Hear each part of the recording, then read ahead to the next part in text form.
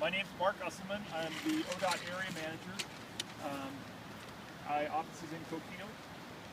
This project is a slide, actually a curb realignment project. There are basically four areas on this project of about 2 miles in length that we've corrected 4 curves. We've had project cost is about $7 to $8 million original cost. It's now about 11. We've had some additional work we've had to do to correct some of the some of the hillside cuts. We've had some pop outs and such that we had to put some rock inlays in, and we've taken care of that now, and that's why the cost is now up at 11. What we're here today to talk about is the slide that you're currently looking at behind me, which occurred on December 23rd. We had just about completed a buttress that we built on the very lower end of it, and then we noticed some cracks on it. And with that, I'm going to ask our geotechnical geologist to step forward, and he can talk a little bit more about the slide itself. With that, Jason Kerwin. Thank you. Yeah, I'm the ODOT project geologist. Earlier phases of this project experienced instabilities. It's all landslide. Well, there's a lot of landslide activity on this part of the highway corridor. Those other areas of instability were mitigated properly. This area behind me, we removed about 70,000 cubic yards of material. Shortly after, we noticed some instability develop on the slope. We believed at the time the stability was about 150 to 250 feet high above the highway grade. And then shortly after, things accelerated with the record rainfall. The combination of the two brought this slide down. The extents now reach up to 450 feet in elevation above the highway right now. Questions? Anybody have any questions specifically to what we just talked about? Yeah. So, how difficult of a project, I don't know who I'm into this, but how difficult of a project is this? Can you answer that? And then, has this highway ever had issues before? Yeah, I can answer that. Yeah, these are challenging areas to straighten a highway out. This area, again, there's many areas of instability, ancient old landslides. This is one of them. To straighten out the highway has its own challenges, and and we've been working through that to try to mitigate these.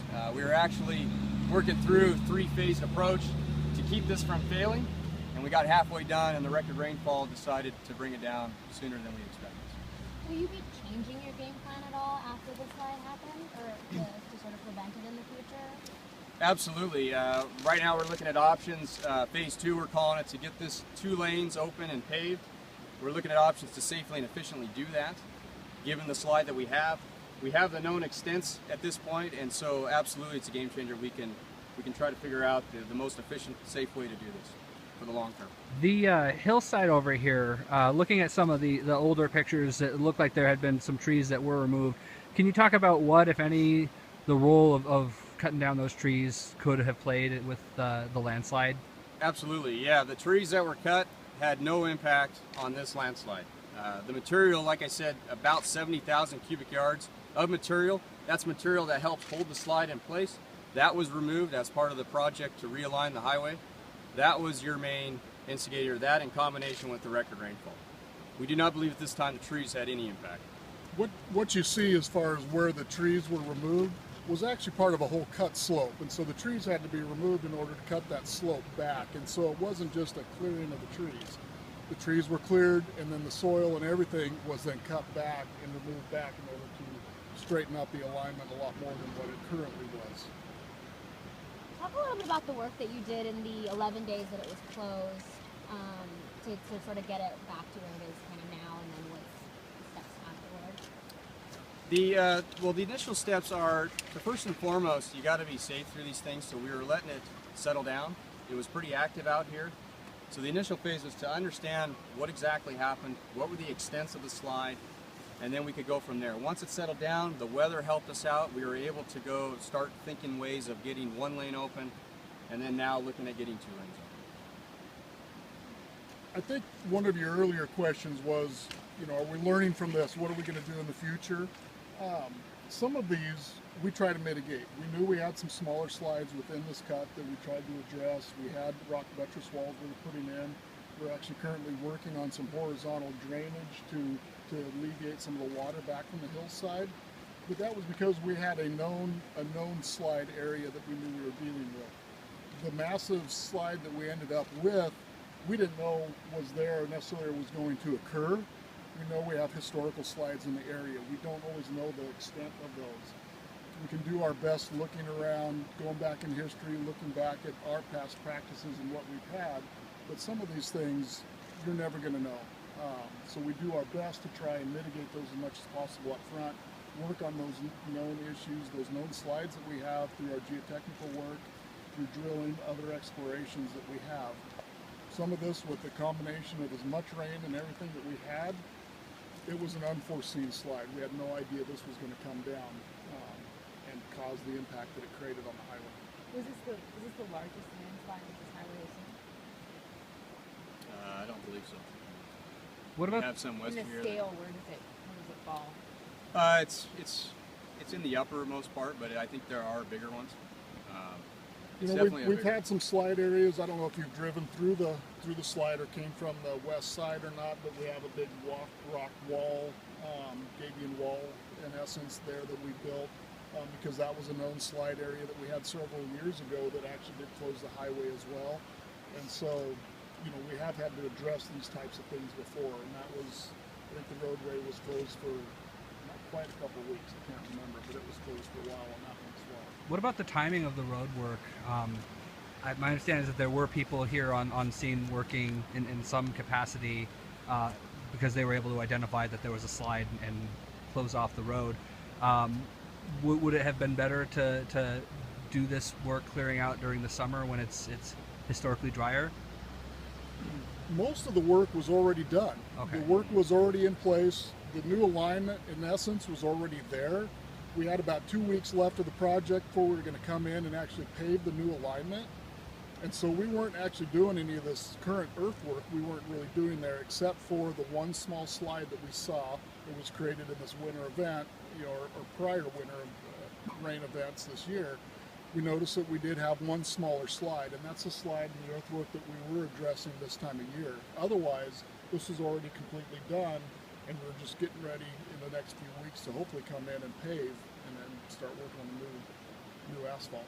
When the slide hit, so were there people driving through? I'm just curious, you know, in those moments, was it immediate, you know, somebody's driving by and just whoosh? I haven't heard kind of the details around that.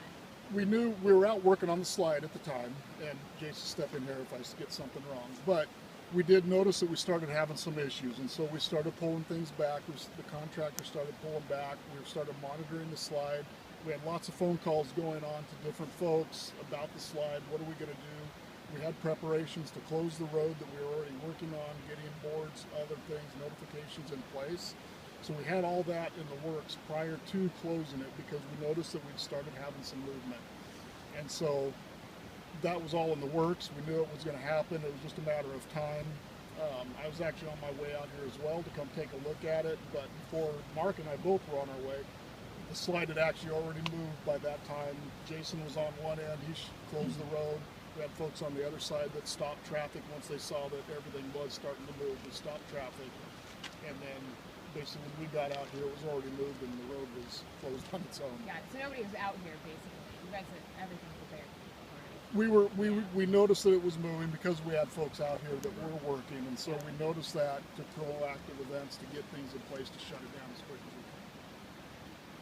What's the additional cost that's going to be tacked on to that $11 million number now after the slide? We don't have any costs yet on what the slide repair is going to be.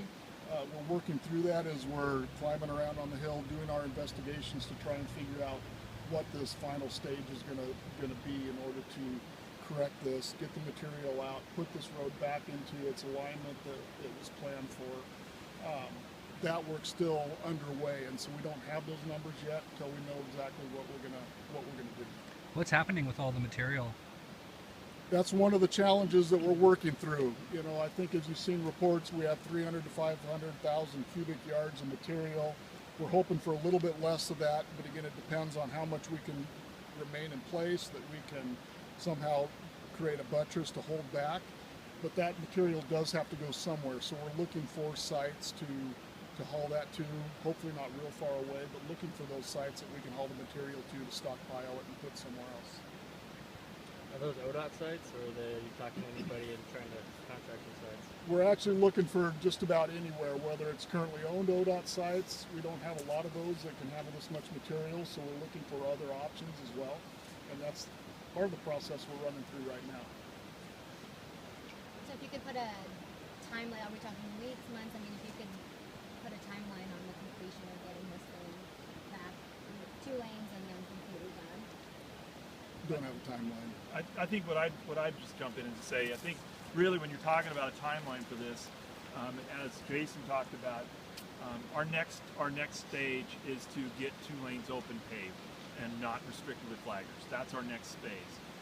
What that looks like in the next couple months or couple weeks or month, I don't know, because we've got to really pay attention to what we've got there and kind of make sure we're doing the right thing to it. So really, we don't know exactly where that's going to be, but I can tell you our next phase is to get 2 lanes paved without traffic control in there.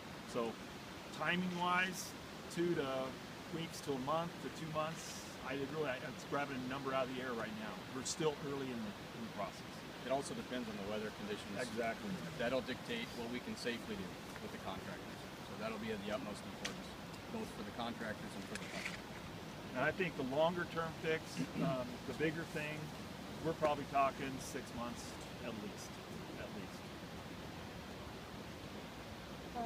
People who live in the area, were they asked to leave? No, there was Nobody was displaced. nobody displaced. There was no chance of that at all. Okay, guys, have any questions? So we have your card. Can you just say and spell your first and last name for us? Yeah, it's Jason Garwood, Jasongarwood. And once again, your first name. Project geologist with ODOT. Chris Hunter, CHRIS, HUNTER, and the Assistant District Manager. Sammy, can I take that now real quick? I've got it.